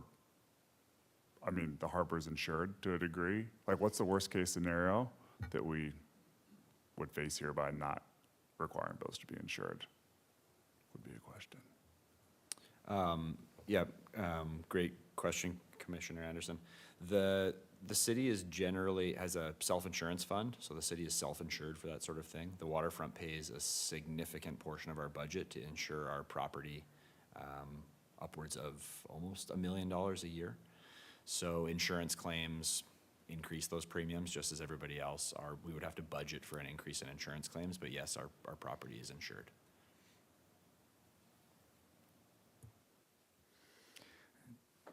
So I actually have a question for staff. How far, do you think you've pursued your leads as far as you reasonably can already, or do you think there's actually more that we could gain from this? Chair McCray, any information that we can get is always valuable.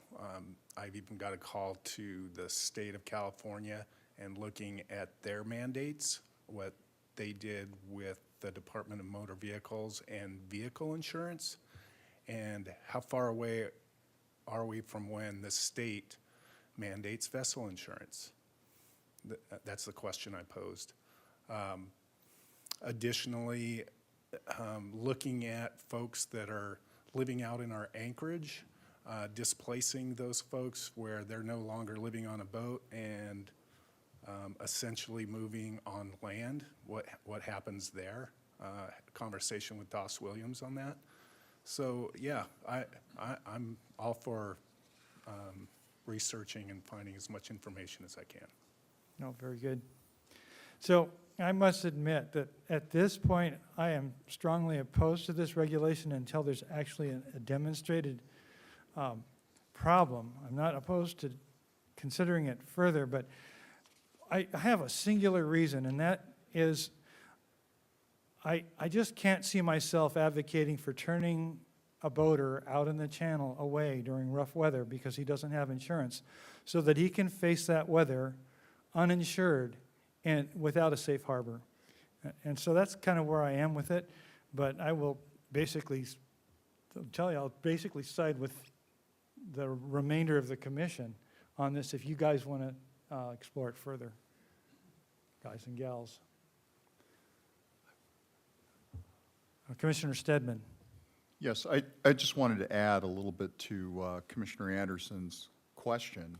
You know, what are the next steps? And it seems to me, Assistant Attorney Connect, there were a lot of the considerations might be legal, right? I mean, one of the public speakers said, you know, I can get insurance, but I have to wait up to 3 years, et cetera. So I would like staff to maybe comment, if you can tonight or by memorandum, you know, what we can do. And I guess that echoes what you're saying too. You know, identification of a problem or problems.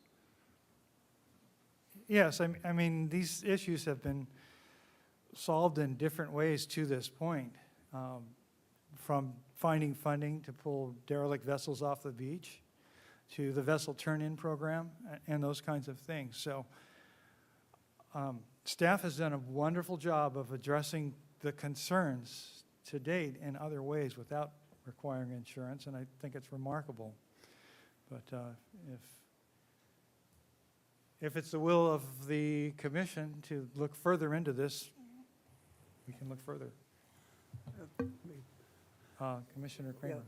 I'd also like to know how it would affect the fishing fleet and also the low-income people who own boats, what the percentage of those people are, and if you are going to be looking into it. I would think it would affect a number of people who probably can't afford it. Yeah. Chair McCray, Commissioner Kramer, a lot of questions right now. I get that. We're not there yet with this. This was just to bring it to you. So I see this is drumming about, yeah. No, apparently the motion seems to be to look further. Yeah, absolutely. And I feel obligated to answer these questions now, but that we just really don't have the answers. And so this is kind of phase one of this insurance task. So it's great to hear that there all are these questions out there. And if we are tasked to go look further, these are the exact sort of things we can come back to you with answers on. Even regarding the safe harbor thing and we're kind of talking about creating a policy right now, but we're not, we're at the very, very early stages. I understand. Thank you. All right, so we have a motion. Oh, yes, Commissioner Nelson. I guess, can we add to that? Have you talked to, there's only 3 other, in your survey, there are only 3 other ports or harbors that haven't. Did we talk to Morro Bay? Did we talk to Monterey? And what did they say to you? Honestly, what did they say? Chair McCray, Commissioner Nelson. Yeah, they're conflicted. When we bring up the issues about commercial fishermen and the burden that it puts on them, I can quote one harbor master explaining it to me that it's just another nail in the fisherman's coffin. So those are, we don't take those lightly. Those are serious concerns to us. We have a thriving commercial fishing fleet, and we want to do what we can to make sure that that continues with less burden, financial burden to them. Good answer.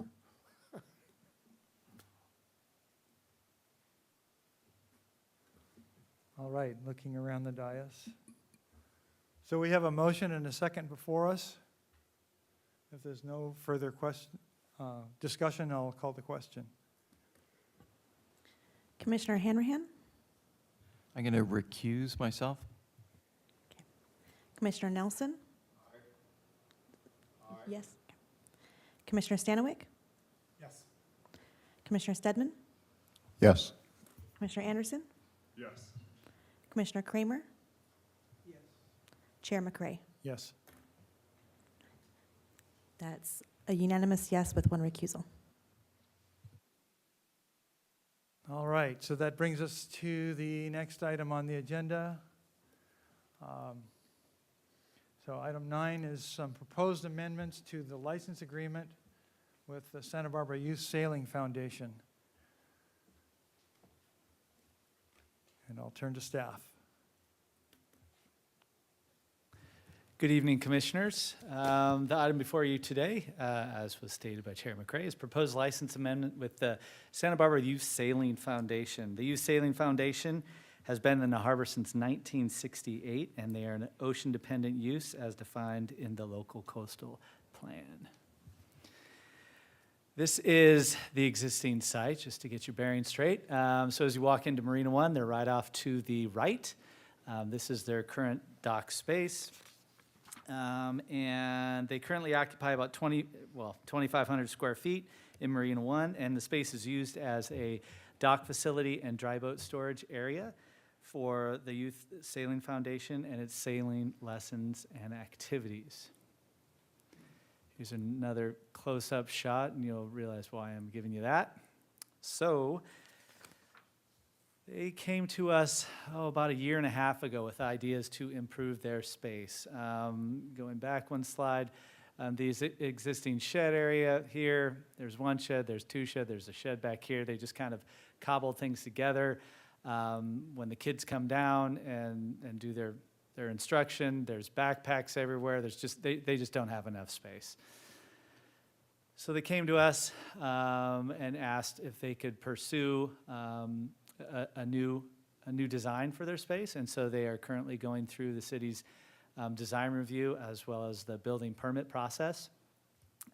This structure on the right, sorry, that doesn't really come out real well here, but what they basically want to do is combine everything into one. Obviously a very nautical theme, go figure, but really sleek lines, very classy. And so if you look here, this is the main structure. This is the side structure, and so the new structure would kind of encompass all of that.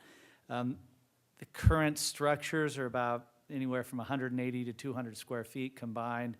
The new structure would be about 337 square feet. It would have electricity inside, a storage area for the kids' items. They would have an instructional area. If it's a little cold outside, they can come in, get the instruction inside, whiteboards, the whole thing. So before you today are the proposed amendment. We would add 146 square feet to the existing 2,500 square foot licensed site for a new total of 2,646. We would adjust the monthly rent accordingly with that 146 square foot increase. So that bumps it up just shy of $50 to $872.52 per month. We are also putting on there a monthly utility fee of $50 to cover water and electric use.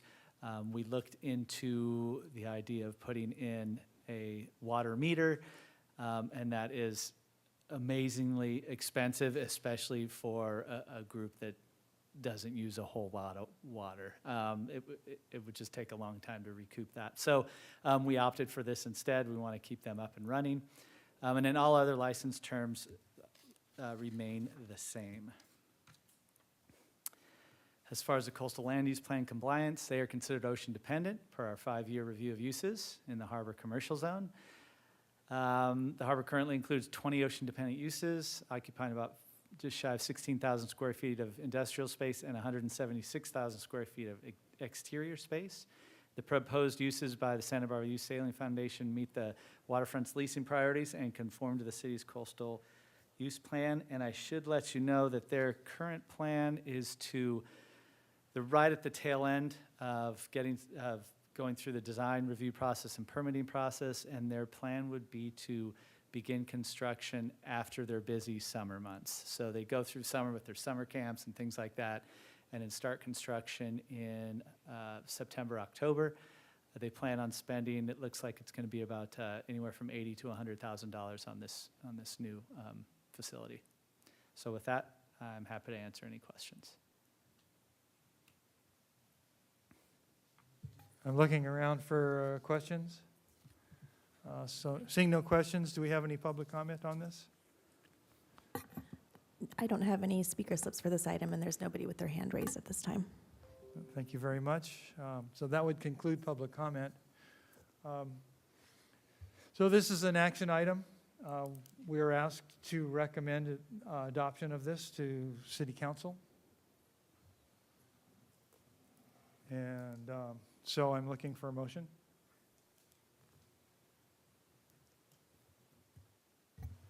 I'll start a motion to approve the proposed amendments. Yeah, I to would the license second. agreement. So it's moved and seconded. Is there any, would you like to speak to your motion? I think about the sailing centers setup they have there, kind of feels like it might be similar to one of those buildings, and I think those buildings look a lot nicer than their current ones that are there, is my personal thought. And it seems to be a long-term plan to make it more appealing to the people that sail there and the visitors that walk past it. Thank you. Are there questions for the maker? No, seeing no questions, I'll call for the question. Commissioner Nelson? Aye. Commissioner Stanwyck? Yes. Commissioner Stedman? Yes. Commissioner Anderson? Yes. Commissioner Kramer? Yes. Commissioner Hanrahan? Yes. Chair McCray? Yes, That's unanimous. Thank you. thank you. Turn my speaker back, my microphone back on. So how'd you all like this place here? It's the historic venue. I think it's wonderful, but we have before us a choice to make as to where our regular meeting place would be. This still leaves open, I understand, the opportunity for special meetings that could be almost anywhere, including online, if as needed, as we saw during COVID. Looking around the dais here for any other further comments.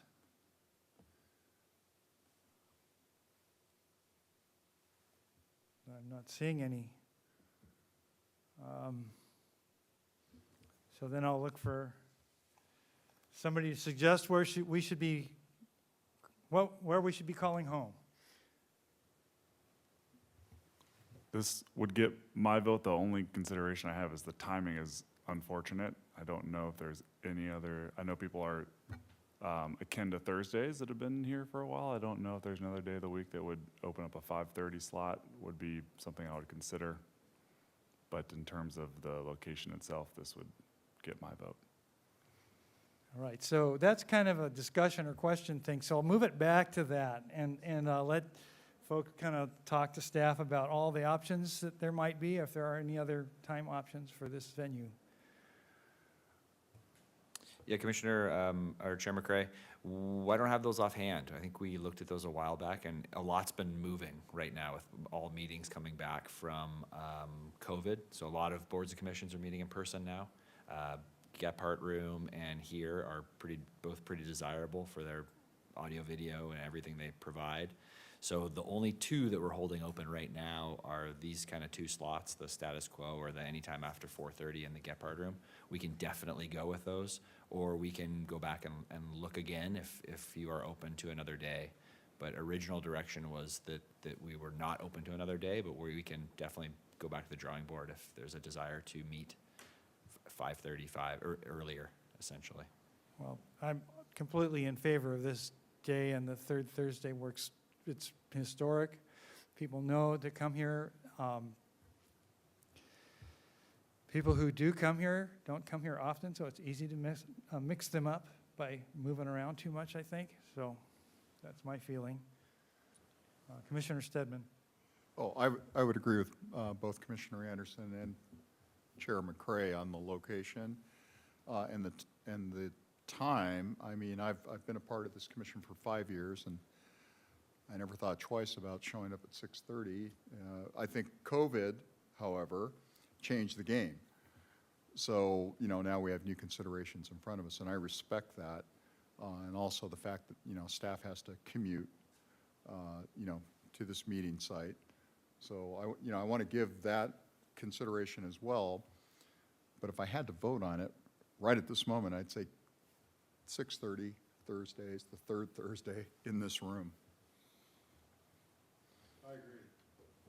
In fact, I think if we met at 5:30, we still go to 8:30. And we have proved that.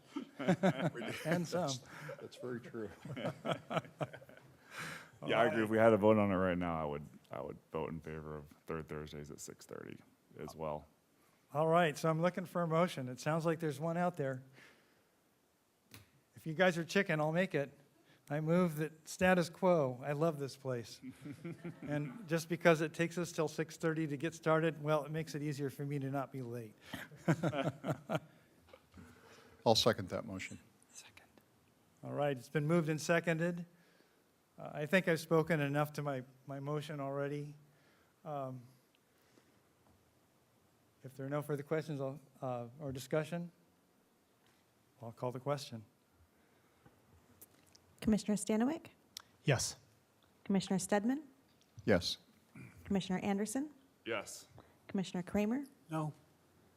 Commissioner Hanrahan? Yes. Commissioner Nelson? Yes. Chair McCray? Yes. It's a majority, yes. Excellent, we have a home. Good job, another task done. So that brings us to commission committee assignments. And so, Angela, if you could bring up and live so that you can flip them around.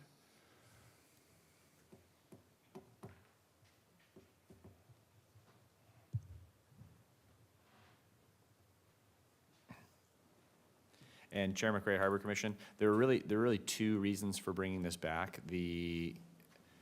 There was an action for City Council to dissolve the sea level rise subcommittee, and so essentially there's not necessarily that committee no longer exists and been rolled into the sustainability subcommittee. So there could potentially dissolve our sea level rise adaptation plan subcommittee because there's nobody else to meet with.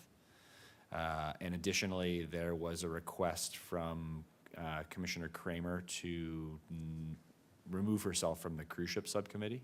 And so there's an opportunity for another commissioner to place themselves on there. Those were the only reasons for this specifically, but again, wanted to give you full control and the ability to do whatever is needed with subcommittees. All right, I'm going to turn to Commissioner Kramer first. Yeah, I'd like to say I support the subcommittee on the cruise ships, but I feel that this is most likely my last term on the commission, and it should be somebody on it who will last, and it looks like it's going to be a committee that will last more than 4 or 5 months. Very good. And Commissioner Stedman? Oh, I was just going to add to Director Wiltshire's comments. I mean, there's a vacancy on the slip assignment policy committee as well. And I'd be interested in moving on to the BAP, which is not a long-term kind of thing. but- Thank you. I mean, it is a long-term thing, but it's not starting from the beginning, the way the cruise ship is. Commissioner Stanwyck? Oh, okay. Oh, very good. I think maybe the first thing to tackle would be the sea level rise subcommittee, because it will potentially free up 2 people to pick spots on another one. All right. Well, it's dead, that committee. All right, so I wanted to turn to Commissioner Kramer, and can you say that for us again? I don't know if the mic was on. Oh, what's you're on that committee. Yeah, well, as Director Wiltshire said, the city council has ended that committee, and so it no longer exists. All right. So it sounds like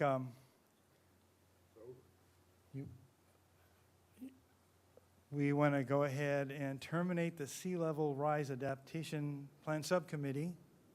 Yeah, just for clarification, the one thing I don't know is I don't know how that was formed within the Harbor Commission, so it seems like a bit of a formality, but it doesn't exist at the council level anymore. So if we wanted to be proper, you guys could dissolve it as a Harbor Commission. Maybe it has dissolved itself anyway, but it would be clarifying if we were to dissolve it here, because I don't know if it was Well, officially formed here as well. yeah, I mean, I was on it initially with Commissioner Jim Sloan, and the way it formed is that the city council appointed a committee to look into sea level rise and to give a report to the council as to the adaptation plan. That's the proper name of it. And they were going to have one harbor commissioner, and we fought to have two. And so the planning commission had two, parks had one, and water had one. And we met over the course of a year plus with about 15 meetings, I think.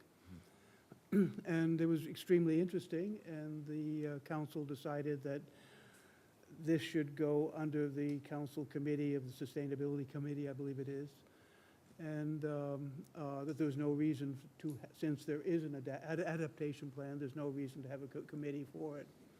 We, in fact, had voted the last two meetings, I believe, to continue. But so what?